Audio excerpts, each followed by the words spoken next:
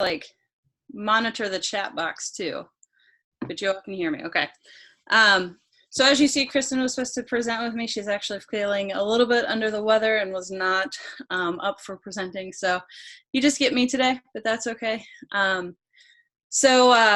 Okay, so if you were at FABA or have, I guess, at ABAI, there were a couple times, but you know, we've presented on this topic a lot. We've kind of reworked some things, but one of the things that the CEU, this kind of format allows is for you all to ask questions. So please do throughout. And if I miss a question or something, let me know, and we can make sure we address that. Or if it will be addressed like later. Oftentimes we'll get these questions throughout. Sometimes they'll be addressed later. So I'll just say we'll get to the question down the road. But so if you all don't know me, my name is Erin Donovan. I go by they, them pronouns. So you'll see that there on the front slide too. And so we're going to be talking about gender diversity and how to foster that gender diversity, affirmation, and inclusion. Yeah, I'm not going to be able to see the chat box along with the slides. All right, I'll just have to check in. I like Zoom, but sometimes it's not as like functional as you would like it to be, but okay. Perfect. Let's see. Okay, so these are just a few objectives that we have. We're going to talk today about some of the differences in language, specifically regarding gender identity, physical sex, gender expression, sexual orientation. I may dive a little bit further into some of the other things regarding like LGBTQ. If you all have any specific questions about language, we can certainly talk about that as well too. So we're going to specifically in terms of transgender challenges, and I'll define what being transgender is, but specific challenges that those individuals face, you know, on a daily basis, and how that applies to the treatment and ABA. And then finally, we always like to send people on their way with committed actions or actual steps that they can take to promote some of these changes as far as like behavioral changes or environmental modifications that we can make to foster more inclusive environments.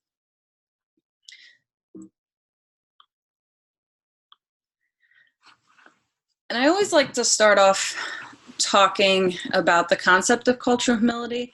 I don't know how many of you have heard this topic talked about before, this concept, but cultural humility is a frame of mind where you're coming to a situation, you are always kind of oriented to learn about a situation and to learn not necessarily about something, but about somebody's experience.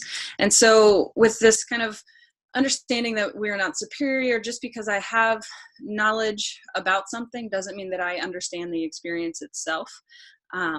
So for instance, we work with individuals with autism, right? But we would never say that we understand their experience. And so we are always listening and trying to learn about that experience to better serve them and to better provide treatment and help them just in a global sense. So cultural humility, just saying that, you know, we're always learning.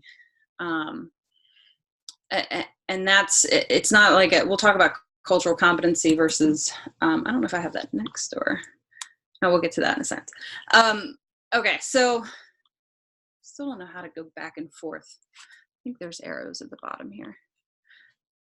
Yes, so in terms of cultural humility, I just want to invite you all to kind of take that stance. Some of the things that we may say may be new information today.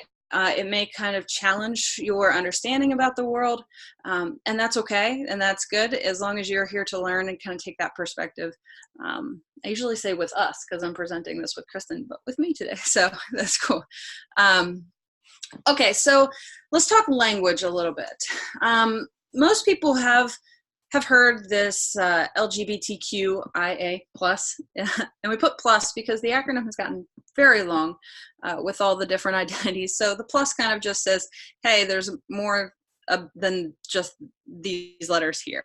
But some of the language that we talk about, I don't know why I just pulled that up. I somehow got and just clicked on the draw. I don't want that. Okay, there we go.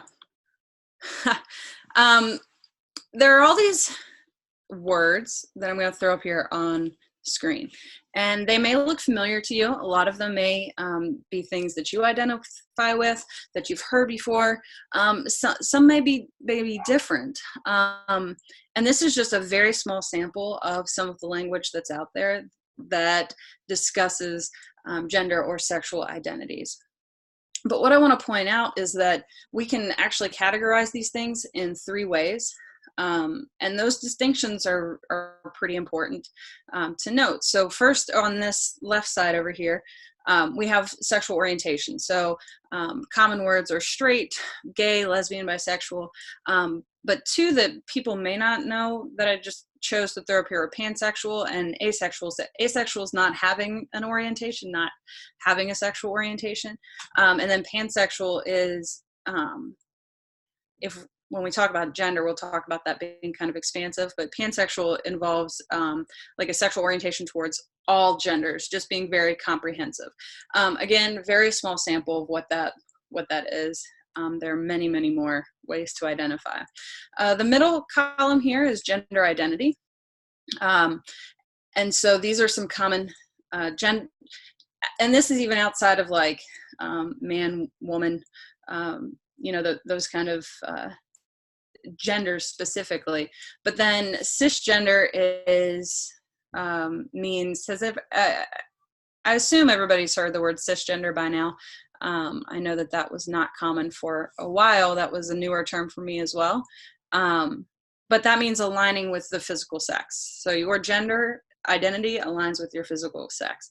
Transgender is a word that most people are familiar with, and that just means identifying in a way that's different than your physical sex. So kind of beyond what you would, so not cisgender. And then non-binary means identifying outside of the gender binary of man and woman, or male or female, or anything like that.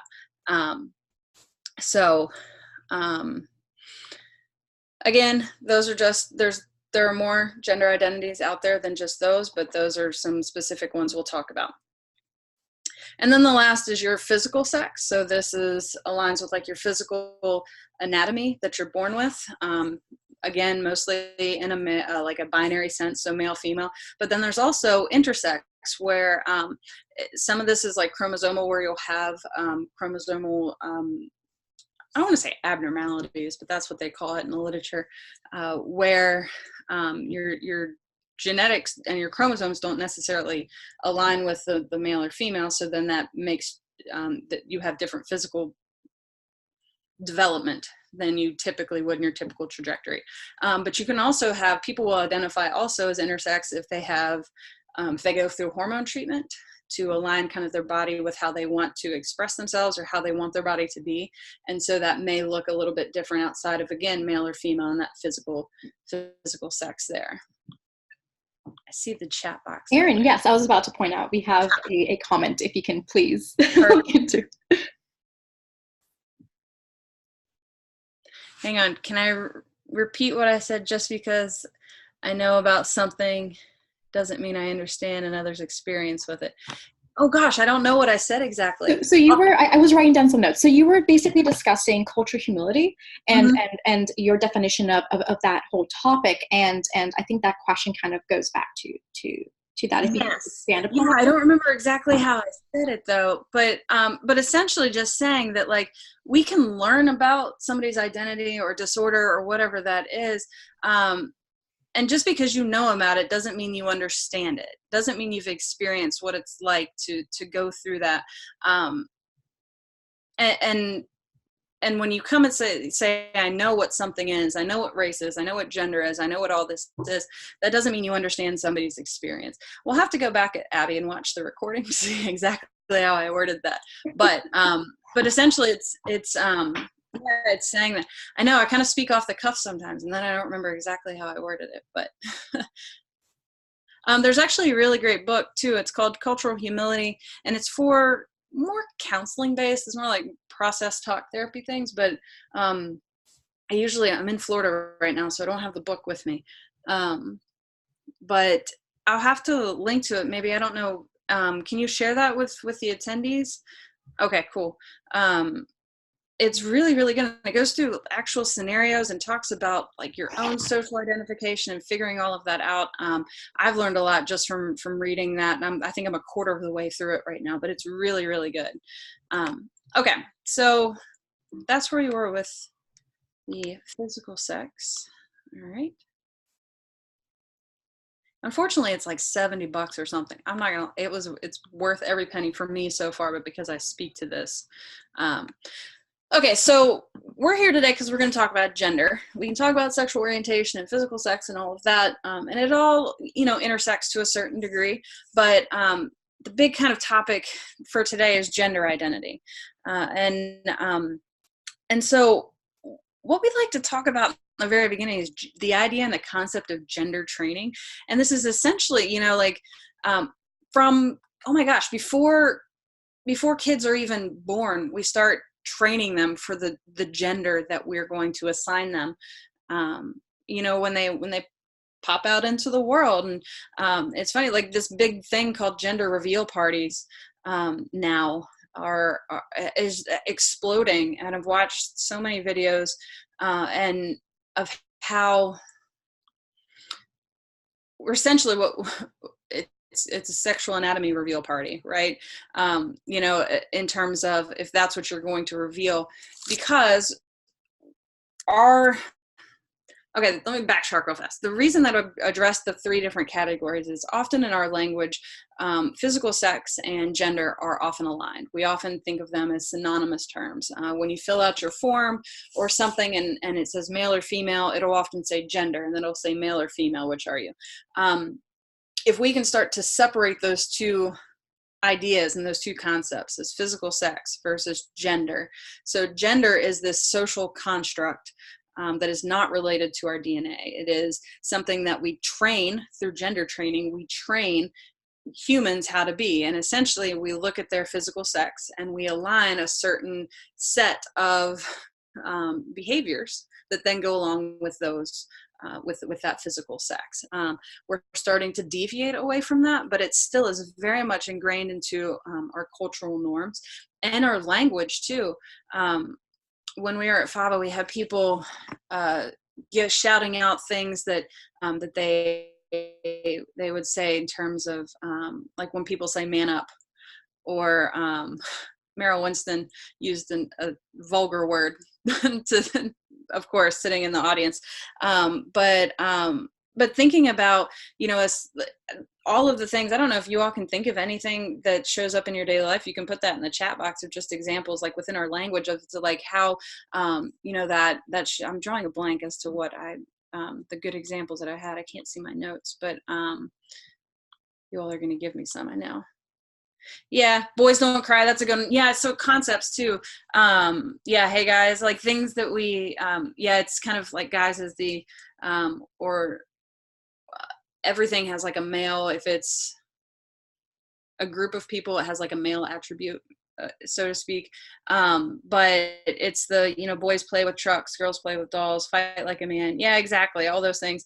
And then on the flip side of that, anything within our language that refers to women, it kind of has this weak personification, so to speak. So it insinuates that you're being weak or dainty or sensitive or something like that. Yeah, exactly. Things like that. So that gender training starts very, very, very early. And it's very ingrained into our society.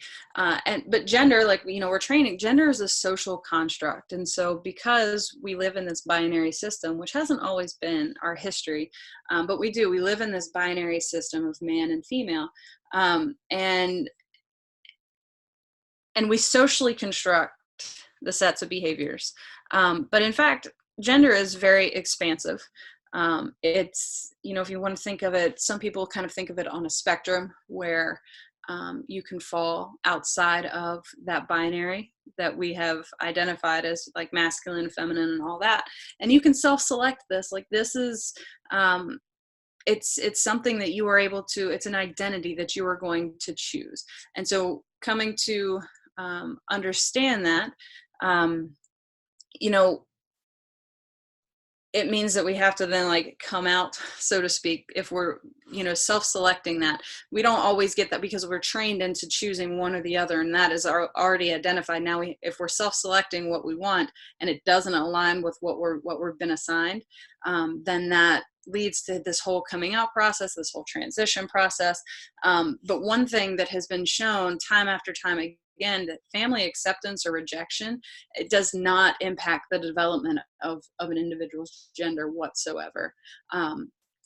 There's no research that shows that whatsoever, but there is research that shows that their acceptance or their rejection does impact their overall well-being, a person's well-being, in terms of like their mental health, their physical health, their satisfaction with life, their self-worth, all of those things. And so when we come and we start talking about like our ethical responsibility that we have, if we know that we're not going to impact the development of that gender, but we will impact their overall well-being, then we connect that with doing no harm. That's what we need to be concerned with, regardless of whether or not we understand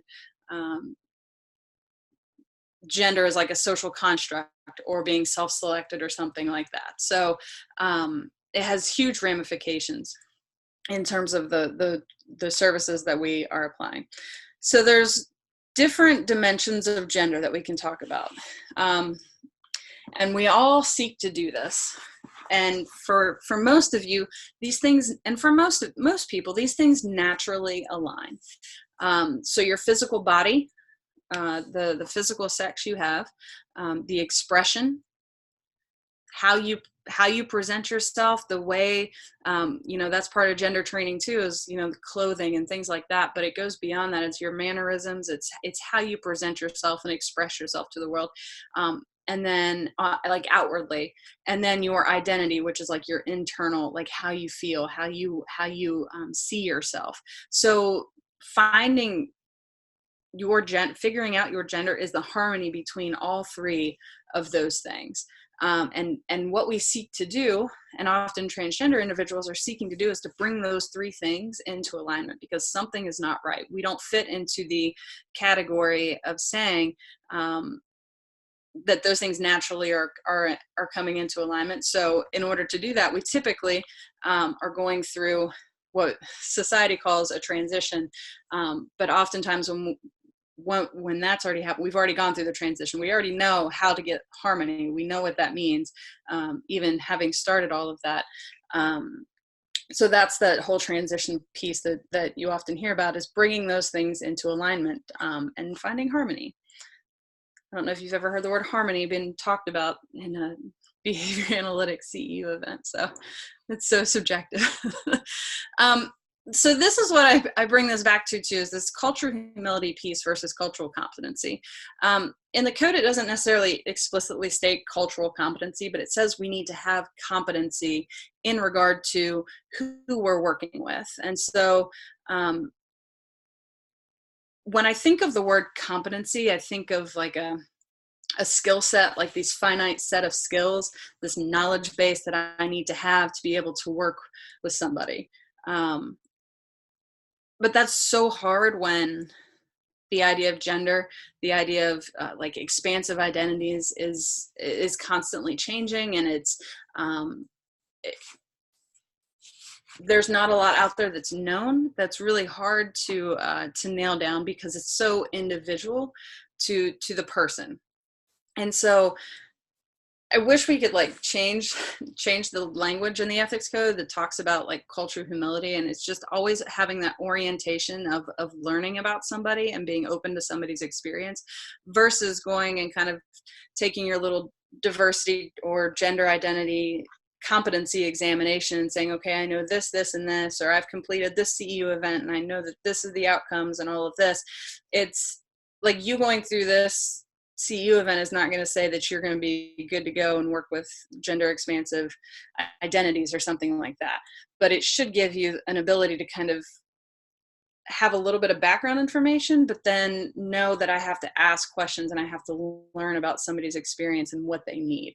So just think about that in terms of like cultural humility versus cultural competency.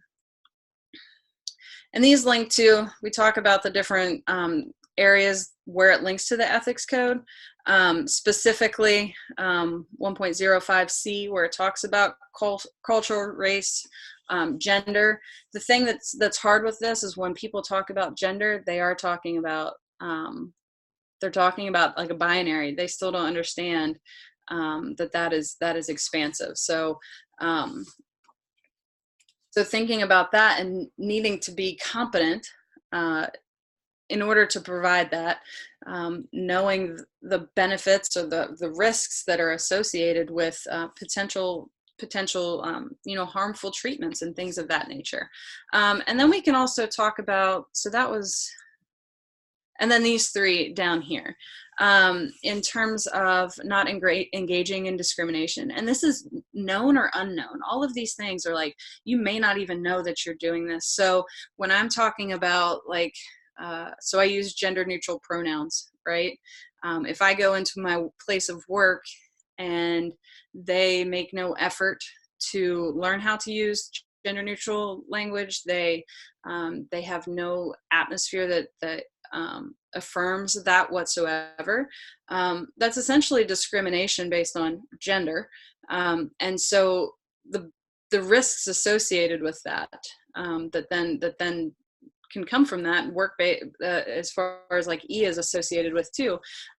So making sure that we are looking comprehensively at this and not just with our own scope of our own understanding in regard to gender or any of these things listed here. And that's the cultural humility piece, is where we're coming, is like, it's not just based on what we know, it's based on what we need to know. Okay, so social significance. This is where we're going to talk about minority stress and some of the specific challenges that are associated with that transgender individuals face. And it all links back to the ethics code that all of those codes we just talked about as well, in terms of like reducing risk and reducing harm, not engaging in discriminatory acts or harassing or anything like that. And that, those things can go unknown quite often. So minority stress, we're talking about mental health problems and high risk behaviors here. Oftentimes people that are in minorities, and we're talking about gender here, but that goes far beyond, just gender. But specifically, we've got a lot of these different factors here. So years of prejudice and discrimination, whether people are aware of that or not. Rejection by social environments, and that can be intentional, it can be unintentional. Oftentimes physical, verbal, sexual harassment, lack of access, quality healthcare. That's and when we even say quality healthcare, sometimes it's lack of access to actual healthcare, but then like affirming healthcare. It's hard because like typically Kristen's here and will tell stories, and she shares stories from like her personal experience. But oftentimes people will go in and, like, let's say you'll get a psychiatrist or a doctor or something like that, and you disclose to them your identity. If they're not affirming, if they have different beliefs about what gender is or how one should identify, and then you are then put in that situation as the healthcare provider, is engaging in discriminatory language or acts, and that's hard. So they could provide great healthcare, but in terms of like the affirming, like quality, is not just them being able to prescribe and treat a diagnosis of some sort. It's the whole environment that you're kind of walking into within that. So inequitable laws. Did you all hear about Title VII? What just went down at the Supreme Court? There was a group of us that went to, I don't know if it wasn't necessarily, it was a rally. We'll call it a rally. I don't think it was, but Title VII protects people from discrimination under a variety of different things, but sex being one of them. And the Supreme Court was hearing cases to find out if gender identity and sexual orientation fell under that definition, and we would be protected by Title VII. So essentially, I think it's June, we'll hear what actually happened. But inequitable laws, I mean, it could come that, there are no protections whatsoever to people who have, a gender identity outside of male or female, that are transgender, or that have a sexual orientation other than heterosexual. Yes. So I don't have a first name there, but yes, that happens very, very often, and that's what you'll get is this too young to know, or it's just a phase kind of thing, and that's really, really challenging.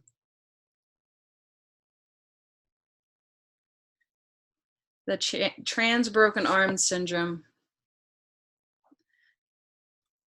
Yes, exactly. Like every problem you have is a result of that. You get that a lot of times in healthcare too. You could be having a difficult time at work, or you could be depressed, or you could be struggling with like addiction or something like that. And it all comes back to that. The rationale then all comes back to, yep, that's because you're trans, or that's because you're struggling with this, or you have dysphoria in some way, or something like that. Yeah. So it's really challenging when it comes to understanding different people's perspectives, especially in like the healthcare field. Yeah, it's very similar to what happens in autism, Valeria. Yeah, definitely. It's like your diagnosis or your struggle becomes the cause of everything that's going on. Yeah, it's very challenging. And these are just several factors that kind of lead to that minority stress and the chronic stress that somebody feels because this doesn't ever go away. So I actually just wrote a book chapter and on gender variance and autism spectrum disorders, and there is some research out there to indicate that that there's a higher prevalence of gender expansive or gender variant identities in the ASD population. How they've looked at this, and I put this in there because a lot of people work with ASD, and so they oftentimes are wondering, like, how does this apply to me? Well, this is very much how it applies to you and your work, even outside of your coworkers or family members or whoever. But so I like to put this in there because it directly links to how you provide treatment to your clients. But what they've done is they've looked at gender dysphoria clinics where people go in to seek treatment. And when I say treatment, it's like hormone therapy to align those three things to find harmony. It's not saying we're going to get counseling to turn you straight or to not have this dysphoria. It's to align whatever it is, or to seek counseling to deal with all of the stress that we were just talking about. So what they do is they look at these clinics, these gender dysphoria clinics, and they give autism rating scales or like diagnostic scales to the individuals there. And what they found is that there's this over-representation in comparison to the general population with ASD, that there's a really high percentage of individuals who have traits consistent with autism that are in these gender dysphoria clinics. So in 2018, there's actually an article that was published where it's these clinical guidelines for co-occurring ASD and gender dysphoria or gender incongruent in adolescence. And it talks about like assessment considerations that we need to be making, seeking consultation, aligning the treatments if they need to.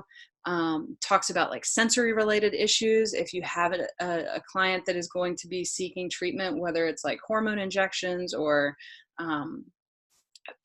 struggles with like management of medication or organizational skills, social skills, like when is it safe to disclose your gender identity, when is it not safe, or just there's a lot. It's a really good article if you all are interested. It's a really easy read too. So But this, it really does apply to our work with individuals. I don't know if any of you have worked with individuals with ASD that have expressed gender, sexual, expansive identities.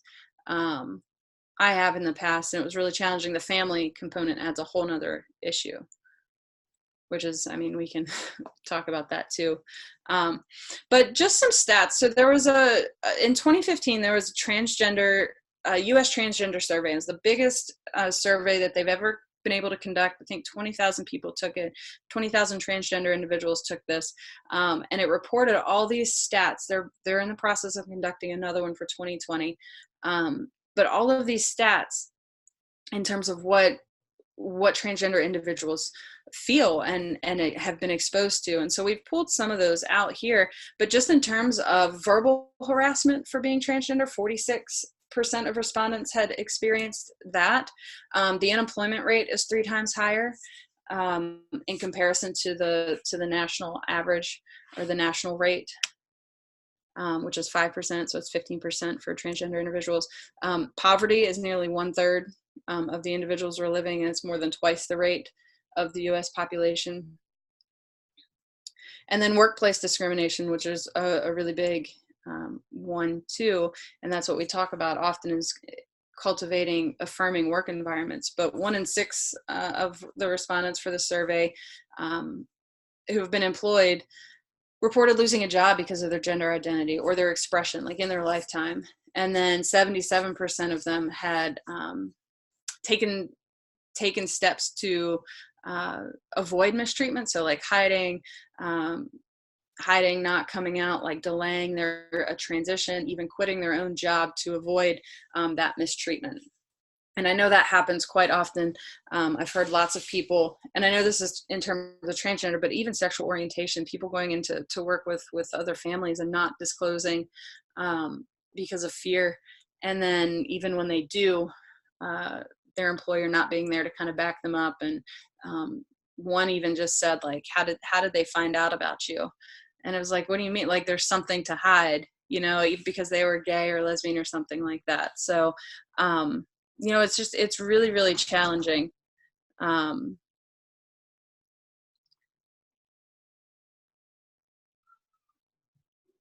Yes, asexuality is another, Valeria, is another area too that that really kind of sits in the cultural norms. We expect kids or individuals to go through a specific trajectory in terms of sexuality. And when somebody identifies as asexual, it's like something is wrong with you, and so that can be very, very challenging as well. Let me exit out of the chat here. So this is specifically related to K through 12, kid and school related issues. So oftentimes you think about, as behavior analysts, our typical behavior change protocols that we put into place. And let's say we've got an individual who's trans and they don't want to go to school. And what we typically would do would set up some sort of like shaping protocol, maybe some reinforcement contingencies, something like that. But if you look at these stats, that we're reinforcing them, we're essentially coercing them to go into this verbally harassing environment or something like that, where they don't feel safe, or they don't have, the next slide I think is about bathrooms. As far as like not using public restrooms, this is something I come into contact with all the time, is not having access to or being confronted. And then even and then the physical ramifications, limiting how much they eat or they drink, or resulting in like urinary tract infections or kidney infections because they refuse to go to the bathroom. So if you've got a client that you're working with, and I've been consulted on a case like this before, where they're saying the kid is having accidents because he won't go into the bathroom, because he's scared to go in one bathroom and he refuses to go into the other bathroom because it doesn't align with his gender. And so he's having accidents. And so, you know, typically as behavior analysts, we'd be like, all right, you know, how can we get him into that bathroom? Instead of looking at the environment and looking at contingent or environmental modification, like, all right, this kid needs, if it's a gender neutral bathroom, if that's what he wants, like asking and seeking, like, what will help you? And then making those changes to the environment, not to him, to the environment. He's not the problem. His behavior is not the problem. It's the environment that's not affirming. It's not inclusive. So just, I mean, some of these things are just really staggering, especially in terms of the school and the mistreatment, you know, kids being called by wrong names and things like that. And then even being expelled from school. So, and then I think the hardest part for me to look at on this screen here is the 77% at the bottom that is saying that they have, they've experienced one or more of these things listed. So oftentimes they're having more than just one. So imagine having to go to school to learn, even if you do have autism too. I mean, imagine that on top of everything else. It's just, it's really staggering the things that we have to, you know, kind of overcome. So these are just a lot of the challenges that are associated with that. Oh, I forgot my animations are in there. Whoops. And just overall, 43% of transgender students reported feeling unsafe at school. Whether that's locker rooms are a big issue, bathrooms are a big issue, and even sometimes schools that will put in like a gender neutral bathroom for individuals who want, like myself, who would want a gender neutral bathroom. It's this one single stall on the other side of the school that's like in the teacher's lounge they say they can use, and the school thinks they're doing them a solid, where in fact they're just making it even more you know, excluding, because now I have to go all the way over here. Maybe I'm late for class. Now I'm being made fun of because I have to go all the way over here to this bathroom. And it's just, you think about the amount of stress that is associated with that, in terms, and that's not even like language and how like binary or, you know, in terms of like bullying or what that looks like, the stress is associated with that. So, so my question for you all, because this is where we're going to shift into the action, committed action kind of steps and things that you all can do. My question for you all is like, who here would consider themselves an ally? Because we're going to transform the function of some words, or I'm going to shift your language here. And if you've seen this before, you know what I'm doing. So in the chat box, let me know, like, do you consider yourself an ally? All right. Asked everybody and Faba to raise their hand, and like everybody in the room raised their hand. Yeah, so I want to transform that into the word accomplice. When I think of ally, what in the past an ally means is like sharing things on Facebook and like, you know, being there and wearing the rainbow and all that stuff. But when I think about an ally, that word historically results in a lack of action. And so what we propose is the word accomplice, or we use the word change agent or co-conspirator. So like when an accomplice, you know, you're an accomplice of a crime, you're right there in lockstep with your other accomplice, right? Your other buddy, and you're both kind of taking on the role to whatever action it is. So the word accomplice just has like this very powerful function of action, and it's not just support and kind of like waving the flag in the back saying, hey, I'm with you. This requires hard work, and it requires being uncomfortable. So some of the things that we'll talk about kind of are uncomfortable. It may make you feel uncomfortable. But one of the things that we talked about just broadly is shifting your language. This gets really hard. So here are some do's and here are some don'ts. There's this big push for pronouns lately. And I'm sure you all have heard it. A lot of the conferences are putting pronouns on tags, and it's fantastic. It's awesome. It's great. So providing pronouns at introductions, like I did on the screen at FABA, I had put out, prior to FABA, I had put out a request that anybody doing a presentation just put your pronouns on the screen. You know, it's just kind of like that. It's just there. It normalizes the behavior. I think that that's what's different. Imagine looking at the title of our presentation that we did and only seeing my pronouns and not seeing Kristen's. Like that would just be like this big red flag saying, hey, I'm the weirdo over here. I'm different. You need to know how to refer to me. And this is where the accomplice behavior comes in, because it's not about you. It's not about the other person. It's about normalizing the behavior and changing the environment. So, so providing pronouns, asking others what theirs are. If you don't know, the whole idea is to not assume somebody's gender. If that's self-selected, we're not assuming that based on their name. We're not assuming that based on their physical appearance. If you think about how we teach pronouns to kids on the spectrum, we teach it based on physical discrimination, right? We give them a long-haired person in a skirt and a short-haired boy in a pair of pants, and he and her and all of that. But if we're thinking of gender as this expansive concept, then we're not assuming how somebody identifies, and we need to be asking. Using somebody's stated name and pronouns without question. You don't suggest different pronouns. You don't say, hey, this doesn't feel right. Can I use this? Instead, I've actually had people suggest that to me, that my pronouns don't make sense and they want to use these other ones. And so just don't do that. We'll talk. Yeah. So using gender neutral language, I think.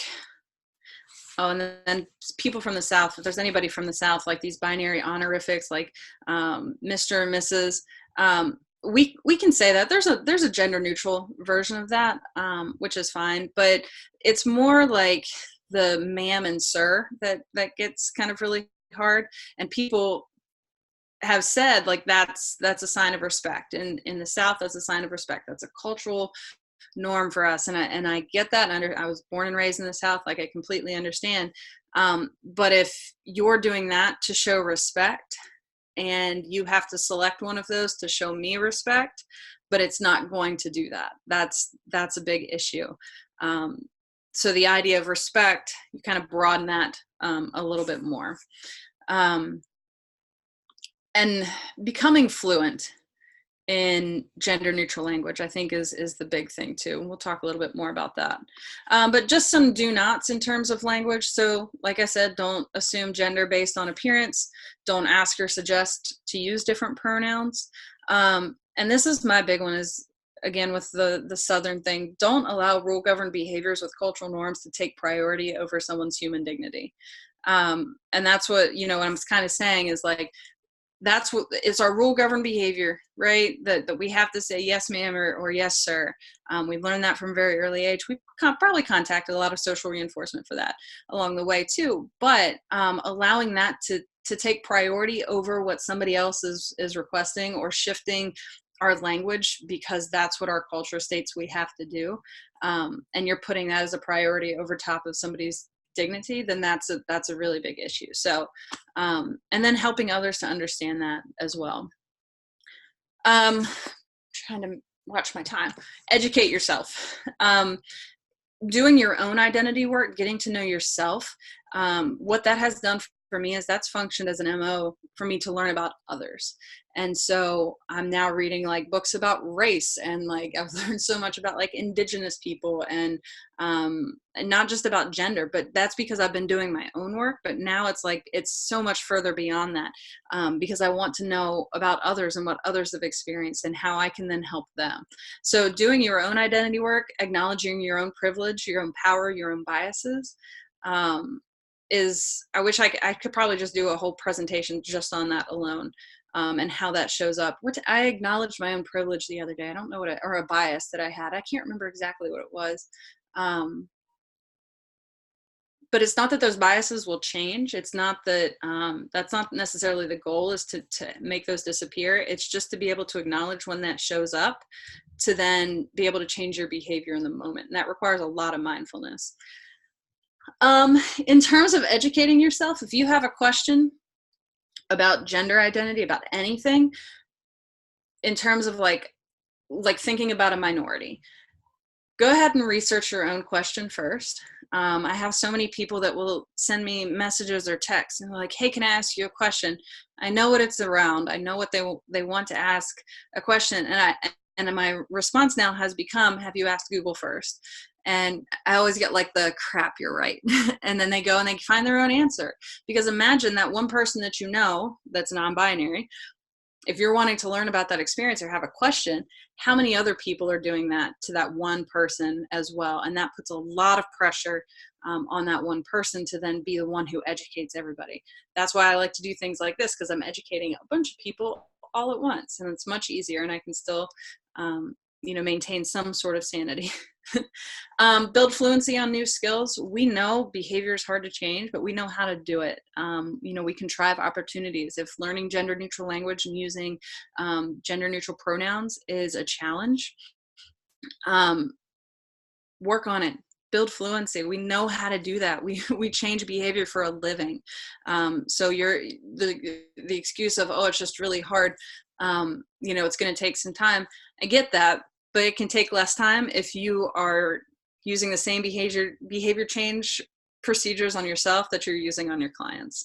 And then like drop the wall in terms of like defensiveness. Ask somebody to point out when you make mistakes, and it's okay. It is behavior change. Like you're not gonna come across a person like myself who doesn't understand the whole process. And isn't compassionate to that. If they do, then they've been really hurt in the past and something is going on. But this is a way you're going to learn too, is having somebody point out those mistakes. That's developing self-awareness as well. And then learning appropriate error correction procedures in terms of using language. Avoiding like big dramatic apologies and explanations. Just self-correct and move on. Just like that in and of itself shows more respect, because you're not, again, drawing attention to it. That gets exhausting as well. Just self-correct and move on. So going back to cultural humility, embracing that, listening to somebody's experience. Don't go in with, a preconceived notion of what you know or about somebody's experience. Just because you have a gay uncle doesn't mean you know what it's like to be gay or something like that. You're coming to learn, not to teach somebody, not to tell somebody about their experience. Accepting the discomfort of behavior change. It's going to be hard. And if you go into it knowing that that's going to be hard, that you may get embarrassed at some point, that others aren't going to understand, that you may have to have hard conversations with other people, you need to be ready and prepared to accept that. And that's all part of this whole behavior change process. Respecting the experience and the privacy of that person. Just because you know a story, just because somebody shared something with you, does not mean you get to go and then share their experience with somebody else. And then understanding that inclusivity is not a reflection of your behavior, or it is a reflection of your behavior, not your ideals or your political views. If you start off a conversation saying, I'm liberal, but, you should probably just stop talking at that point. Because what is about ready to follow is probably not going to be in line with embracing cultural humility. And then finally, I want to make sure I have enough time. I don't know if I have time for, but identifying your values. So what is important to you? We are all behavior analysts. We are all here to change socially significant behaviors to make people's lives better. And so when it comes to being an accomplice, you need to know why you're doing that and what's important and what you want to get out of it at the end. Because when it gets hard, when that behavior change gets hard, when you encounter uncomfortable situations, that's what you're going to have to go back and attach yourself to. I'm talking a lot of ACT stuff right now, because that's what's got me through a lot of this, is figuring out what's important and why you're doing it. And then finally, creating committed actions. So it's like, what can you do at home, school, work, in your community? Like one simple thing. And so what we always encourage participants in any sort of CEU event or presentation or whatever it is before you leave, before you exit out of this PowerPoint or this Zoom, is to figure out one thing that you can do that you can go, that you can create a more inclusive, affirming environment. And so people have, a common one is putting like their pronouns in their email signature. Another one is, putting their pronouns on name tags. Another one is, somebody sent me a message after FABA and said that they went back to their place of employment, and they had just a single stall bathroom. It wasn't anything, but it had a gendered sign on it, and it was a male or female kind of thing. And they asked just to take it down, just something simple. Like, if I'm to walk in and I see just where it says bathroom, that feels better to me than seeing male or female or something like that. So, understanding what feels good. Maybe that's your committed action, is to go just learn more, to read more, to go expose yourself to more people of different identities, whatever that may be. Figure out one thing and just do that. Just one simple thing. That's it. All right. I think I got through everything with 2 minutes to spare. Does anybody have any questions? I feel like I ran through that last part very fast.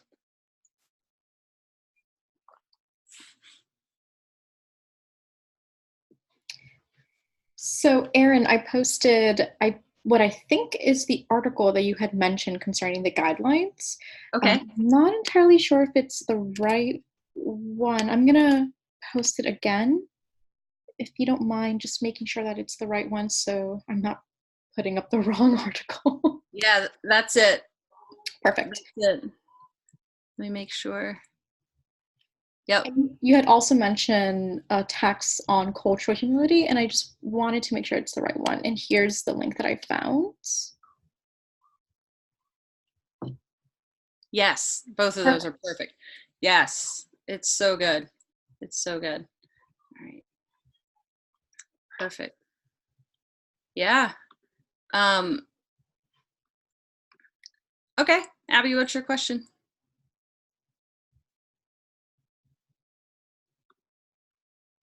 Sure thing. You can also, if you're comfortable, just speaking through the mic. Whatever's easiest. That's cool too. Yeah.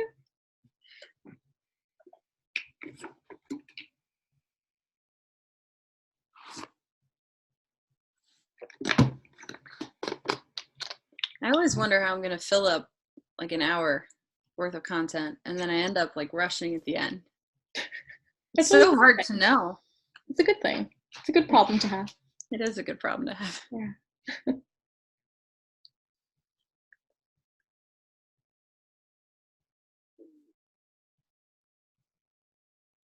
So as far as like simple actions to discuss with people, the bathrooms and then the language are the two places that I go. The language is not always so simple. However, there are, like, if you Google gender neutral language script, there are scripts out there that can help people, learn how to use that.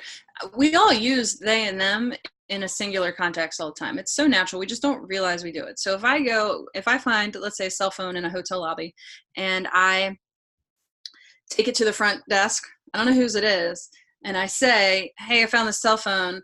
I bet they're missing their phone, or I'm sure they're missing their phone. I just used they and them in a singular context without even, it's just fluent. We all do it all the time. One thing that people said that they were going to start doing is to take their clients and talk about them all the time, think about them just for practice purposes, because you talk and you think about your clients all the time, in a gender neutral language. So you pick something that you're going to be talking about a lot and only use it in gender neutral terms, and you will be so surprised as to how fast you become fluent in doing that. And then as far as things to talk about with people, I think the bigger kind of general concept to get across to people is that, because you're going to get, well, it's just really hard to use plural pronouns in a singular context. And so what I've always said to people, and it's kind of like the mic drop moment where you just said, is being grammatically correct more important than respecting somebody's dignity? if that's their big hang up, is grammatically correct. Just drawing that to the attention and saying, is that more important than showing somebody respect? And we can say anything in a nice, kind way, but just having that, just talking to people about putting respect of a human and their experience before anything else, I think. And I don't think you could ever go wrong if you do that.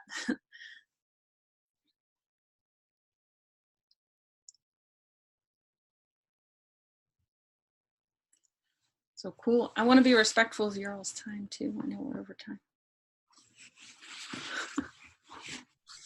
Well, Erin, it seems as if anyone else has any questions, please. Oh, wait, thank you. Good. If anyone has any other questions, please know that you can always reach out to the Confessions of a Behavior Analyst on. It's a very powerful Facebook group that both Erin and Kristen run. So I highly recommend going on there, talking, sharing.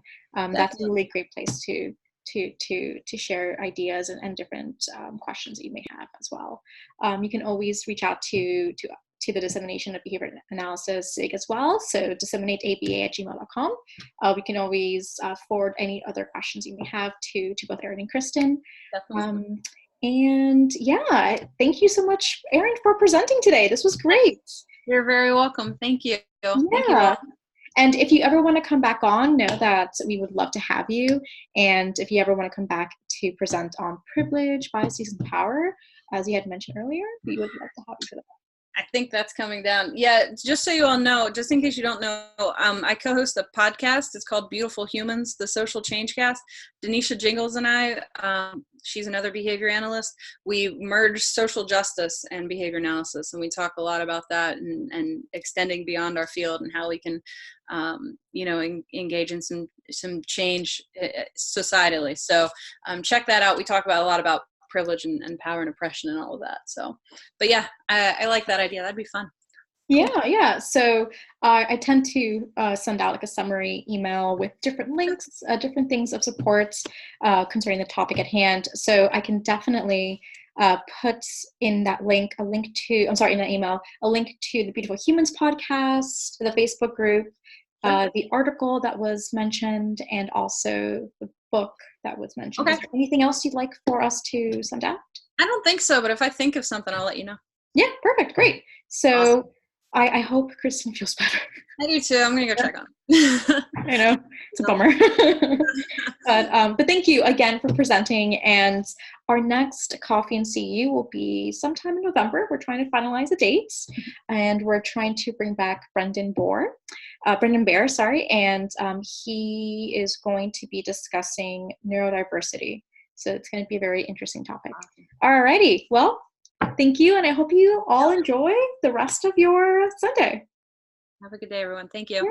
Take care. Bye.